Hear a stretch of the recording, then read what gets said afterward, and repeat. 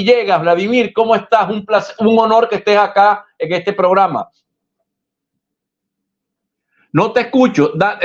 Enciende Ajá. Ya estamos, ahora sí, ¿verdad? Ahora sí me escuchas. Estamos al aire. ¿Cómo estás tú? Me escucha. Buenas tardes. ¿Cómo estás? ¿Cómo te va, hermano? ¿Cómo van las cosas? Bueno, bien. Ya estás al aire con toda la audiencia que me pidieron expresamente. Déjame prender la luz para que me vean mejor. Ajá. Qué bueno.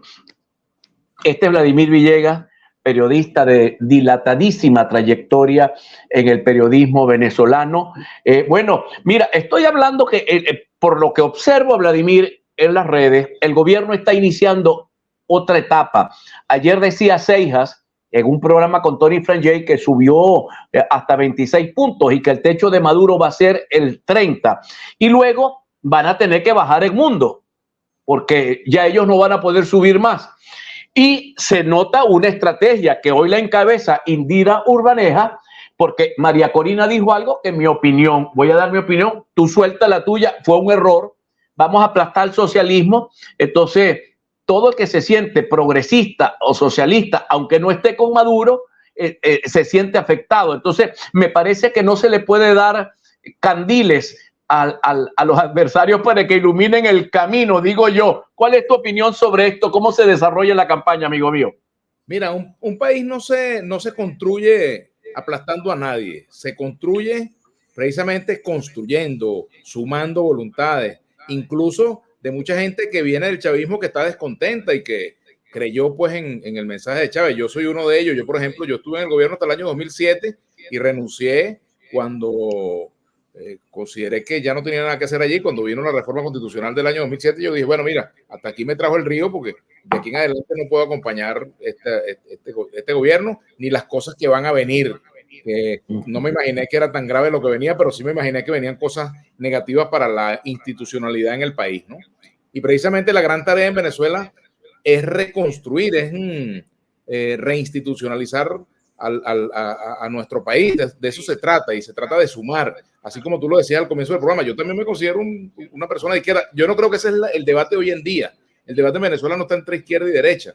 Hoy en día el debate está entre autoritarismo y democracia. Queremos cambiar este modelo autoritario por un modelo democrático, donde quienes salgan del gobierno también tengan su espacio para hacer política. Y bueno, quienes tengan cosas pendientes con la ley, ya ese es otro tema. Pero a los efectos del modelo de país en el cual yo quiero vivir, yo quiero un modelo en el cual todos podamos hacer lucha política, que haya un contraste de ideas, que las elecciones sean la vía para dirimir quién dirige una alcaldía, una gobernación o el país, ¿verdad?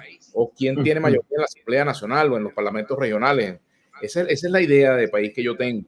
Y en tal sentido, sí, pues, el cambio no se puede encuadrar dentro de rigideces ideológicas en este momento. No es lo que cabe en Venezuela, ¿no? Y además suele ser peligroso porque si tú sientes que una vez que se instale el nuevo gobierno a ti te van a tirar un portazo en la nariz, lo piensas dos veces. Pero esta mañana conversé con el doctor Eduardo Fernández en un evento y sí noté como que el doctor Eduardo Fernández, estaba Irán Gaviria y un grupo de venezolanos que tienen un movimiento que se llama El Mundo Nos Une, andan en una onda mucho más amplia y creo que tienen mucha sintonía con el discurso del candidato. Dame tu opinión sobre el discurso del doctor Edmundo y luego vamos a hablar de Nicolás también, porque fue amigo tuyo, fue amigo mío, hoy no sé si es amigo tuyo, mío ya no es, pero vamos a hablar de Nicolás que también es candidato. Cuéntame. Bueno, mira, de entradita te digo una cosa es Nicolás y otra cosa es Maduro. Maduro es el que está gobernando, el Nicolás que yo conocí no es el que está gobernando. Pero bueno, hablando del discurso de Edmundo González Urrutia, pues esta mañana yo conversaba con Felipe Mujica, secretario general del MAS, y él decía algo que me parece muy adecuado, muy oportuno, que Edmundo González Urrutia debe cuidarse de los extremos. Y yo creo que él ha intentado hilar un discurso en esa dirección, de no ir al extremismo, de no hablar en un lenguaje de revanchismo, de pase de factura, que ha sido un lenguaje de alguna manera inclusivo, me parece positivo, ¿verdad? Falta mucho más por profundizar, pero lo poco que ha dicho creo que ha sido oportuno, ha sido positivo en cuanto a generar un clima de tranquilidad, de que el cambio no tiene por qué ser un cambio con traumas, con violencia, con empujones, sino un cambio, bueno, dentro de lo que espera la sociedad venezolana. Que fíjate una cosa, y es importante decirlo, Juan Carlos, el país se está refugiando en la ruta electoral y eso es muy positivo. ¿Por qué? Sí. Porque ya el país probó que por las otras rutas no tiene ningún sentido. Quienes llamamos a votar todo el tiempo, por ejemplo, incluso hasta en el 2018, lo hicimos convencidos de eso que hoy ha ganado a la mayoría de la oposición, la idea de que el cambio tiene que hacerse a través del voto. Y la ciudadanía hoy quiere votar. Y precisamente el voto es porque no quiere cambios traumáticos, no quiere volver a los episodios de violencia. Y a mí me preocupa que no se hayan alcanzado acuerdos para el día después, porque eso puede generar un proceso traumático. Entonces me preocupa mucho eso, porque evidentemente pues el gobierno, un gobierno que se llame democrático, tiene que acostumbrarse a la idea de que puede perder el poder, de que las elecciones son Vladimir, ganas o pierdes. O sea, tú no vas a una elección así, sí. Aquí vamos a ganar por las buenas o por las malas, porque entonces, ¿de qué país estamos hablando? Claro, Vladimir, tengo que ir a identificar al retorno el discurso de Maduro frente al discurso de Diosdado. Uno nota ahí varios discursos, como si hubiesen como una muñeca de esas matriuscas, un discurso dentro de otro discurso. ¿Qué está pasando en lo interno? Cierra este segmento. Bueno, continuamos, mis queridos amigos, en el programa A Punto y Vladimir a la 1, porque es exactamente la 1 del mediodía y estamos con Vladimir Villegas, casi que Vladimir a la 1. Vladimir, ¿cómo ves el discurso de Nicolás? A veces lo veo mucho menos agresivo que el discurso de Diosdado. ¿Estarán ellos en condiciones de entregar el poder si se mantiene las encuestas tal como están, si se logra finalmente un resultado no favorable al gobierno? ¿Ves condiciones como para la entrega del poder? Bueno, mira, en primer lugar, una alusión a mi amigo Galicia, porque me comparaste con Galicia y de verdad que no. uno de esos próceres del periodismo. Galicia es un tipo... Y además Galicia, tú sabes que Galicia... además Galicia cubrió la llegada de Colón a estas tierras, ¿vale? Imagínate tú. Entonces tiene una experiencia... Mucho cariño para mi amigo Galicia, ¿vale? Y te aseguro que está viendo el programa porque nosotros nos humeamos los programas, nos vemos. Cuéntame una cosa. ¿Entregará Maduro el poder? ¿Hay condiciones? Mira, me pregunto eso todos los días. En cuanto a las condiciones, fíjate lo siguiente. Yo te decía que aquí no se ha negociado, y eso lo hemos conversado en otras oportunidades, no se ha negociado el día después, al menos que se esté haciendo de forma privada, pero no se ha negociado el día después. No se sabe qué va a pasar, por ejemplo, bueno, con el resultado electoral en cuanto a las garantías que del proceso electoral surjan de cara a la transición hacia una nueva situación política en el país, ¿verdad? Eso no está clarificado ni en los acuerdos de Barbados, ni en las conversaciones con Estados Unidos, que yo sepa, ¿verdad? Por ejemplo, hay algo que está allí, que es parte de la panorámica. Por ejemplo, la recompensa que hay sobre la cabeza de Maduro. ¿Tú te imaginas a un presidente con una recompensa de 15 millones o 20 millones de dólares entregando el poder normalmente? Eso es difícil de imaginar. Yo no estoy diciendo que no lo vaya a hacer, pero evidentemente, si no hay garantías para él y para el resto de la dirigencia del chavismo, para sobre todo los que tienen esta situación con órdenes de captura, etcétera, pues es muy complicado el panorama para ellos y también para la oposición. Por eso el discurso de Edmundo González Urrutia debe seguir en esa tónica que ha mantenido de no revanchismo, de no pase de factura, de inclusión, de llamado a que todos formen parte del país. Yo creo que eso es importante mantenerlo para evitar que volvamos a escenarios de violencia. Ahora, evidentemente, hemos escuchado al presidente en varias oportunidades, en otros momentos, decir que, bueno, incluso en otras elecciones, que él va a ganar las elecciones como sea. Y en este momento los números dicen que puede perder como sea. ¿Entiendes? Ese es el problema para ellos. ¿Por qué? Porque, bueno, se desconectaron de la población, perdieron el encanto, perdieron la capacidad de comunicar esperanza, de promover cosas que sean realmente realizables. Imagínate tú, Maduro ha dicho ahora que él es el único que puede garantizar el cambio. Y entonces tú dices, bueno, ¿cambio de qué?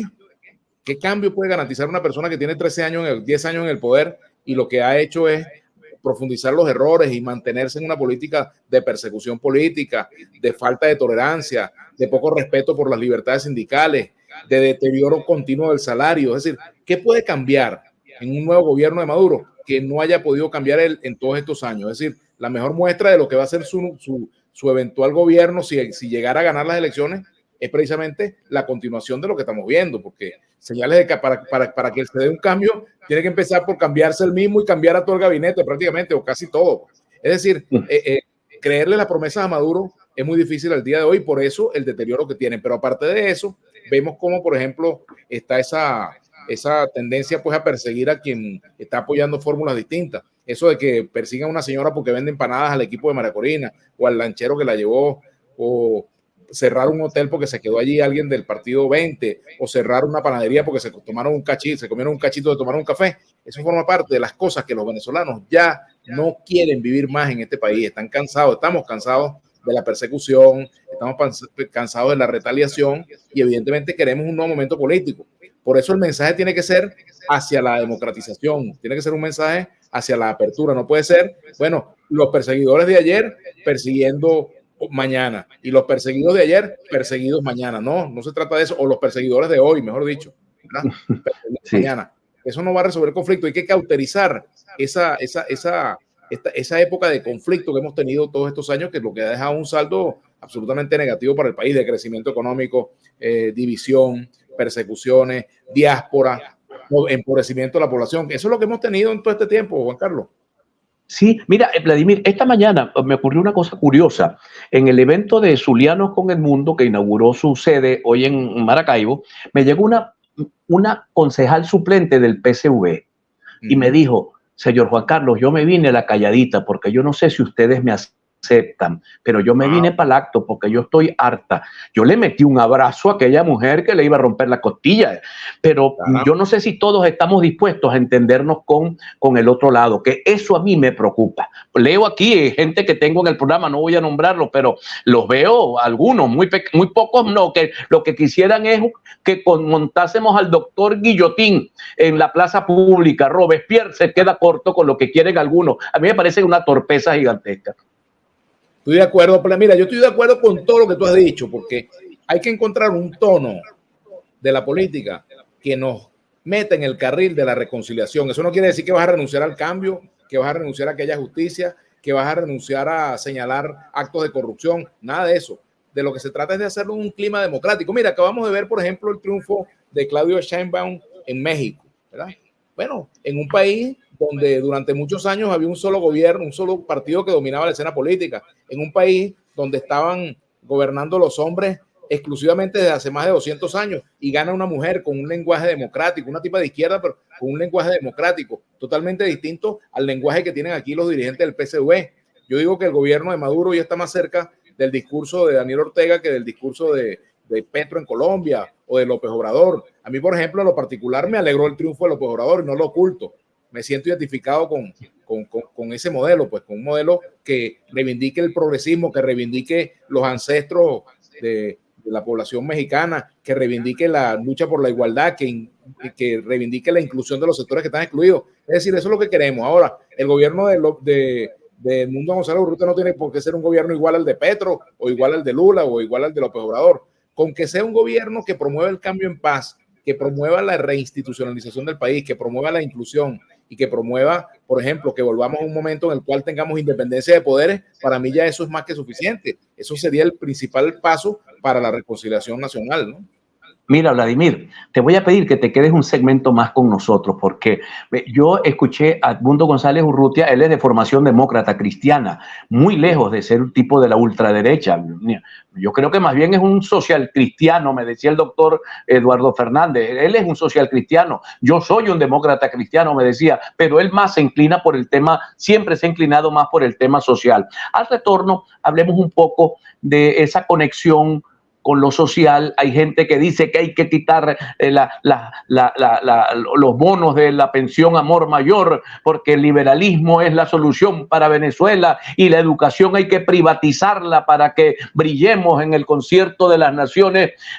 Digamos, yo escucho esto, a veces callo y a veces respondo muy duro. Vamos a hablar al retorno de esto, hermano mío. Vamos con Evelyn Castro. Cierra. A punto con Juan Carlos Fernández. Continuamos, mis amigos, con mi invitado, nuestro invitado especial, Vladimir Villegas. Vladimir, el tema de los programas sociales. Hay señoras de los sectores populares de mi ciudad, Maracaibo, que dicen, que le han dicho a la señora que trabaja aquí en mi casa, señora Yeri, que es una militante del mundo, pero hay una viejita que le dice, no, me van a quitar el bono, me van a quitar la pensión, si ganan esos tipos, yo no quiero a Maduro, pero tampoco quiero que me quiten la pensión. Este es un tema delicado, porque hay gente que propone la derechización del gobierno en lo económico y en lo social, y hay gente que propone aquel método neutro o del medio, digamos, del centro, tanto Estado como haga falta y tanto mercado como haga falta. ¿Cómo lo ve Vladimir Villegas? Si hay un gobierno que ha empobrecido a la población venezolana, es este gobierno. Precisamente existe esa política de bonificación porque se destruyó el salario, ni siquiera hablan de salario, no solo lo destruyeron, el salario mínimo, sino que ya no hablan de salario, hablan de ingreso. Además de eso, debilitaron la organización sindical. La dirigencia sindical de la Central Bolivariana ha sido absolutamente pusilánime y absolutamente incondicional con el gobierno de Maduro y no se ha atrevido a levantar la voz ni un poquitico para defender los derechos de los trabajadores. Entonces imagínate tú, en lugar de que el trabajador pueda ganarse un salario digno, ¿verdad? Una remuneración digna, de acuerdo a lo que señalan todas las políticas que en Naciones Unidas se aprueban en ese sentido. Bueno, el venezolano tiene que estar pendiente de una bolsa que le den, de unos granos, de una lata de sardina, de una lata de salsa de tomate, en fin, pasta en una bolsa que, bueno, el venezolano debería comprarla con su sueldo y la marca que le guste en los mercados. Esa es la realidad. Entonces, evidentemente, todo esto forma parte de una política que el gobierno ha tratado de profundizar, que es de que la gente dependa de él, dependa de una forma, bueno, absolutamente, bueno, yo diría que lamentable, porque te eliminan la fortaleza que tiene el trabajo, que te eliminan la capacidad del venezolano de crecer. Y de hecho, fíjate, los venezolanos que se han tenido que dedicar a emprender, lo han hecho sin la ayuda del Estado.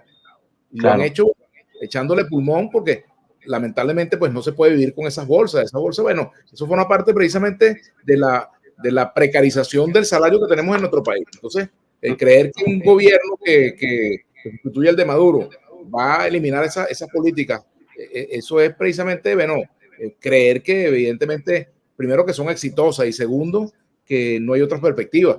En el futuro esas medidas, esas bolsas tendrían que eliminarse cuando la gente tenga un salario digno, pero sería una estupidez pensar que la primera medida del gobierno va a ser quitar las bolsas, quitar los bonos. No, precisamente si este es un gobierno que ha bonificado el salario, lo que hay que trabajar precisamente para que en acuerdo con el sector privado, en acuerdo con los trabajadores, se logre una política de fortalecimiento del salario. Entonces es importante sí fijarse en el programa económico. Yo todavía no tengo detalles de cuáles van a ser las propuestas concretas en materia económica que le presentará al país Edmundo González Urrutia, porque una cosa son las propuestas de María Corina Machado y otra cosa son las propuestas que ha discutido la plataforma unitaria, pero finalmente, ¿qué es lo que viene? Y eso me imagino que se profundizará en la campaña electoral, que es muy importante que el país tenga claro cuáles son esas propuestas. Pero la tarea democrática fundamental del pueblo venezolano es generar condiciones para un cambio en este momento y de paso ir a un proceso de reinstitucionalización del país, porque la reinstitucionalización es muy importante.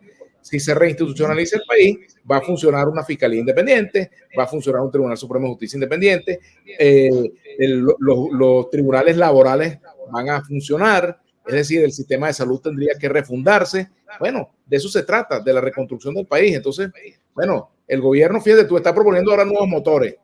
Si tú sumas todos esos motores que se han planteado todos estos años, Juan Carlos, lo que tenemos es al país convertido en una inmensa chivera. Anda para la industria petrolera para que tú veas las chatarras que hay, las unidades de transporte que están convertidas en chatarra en distintos estacionamientos del país.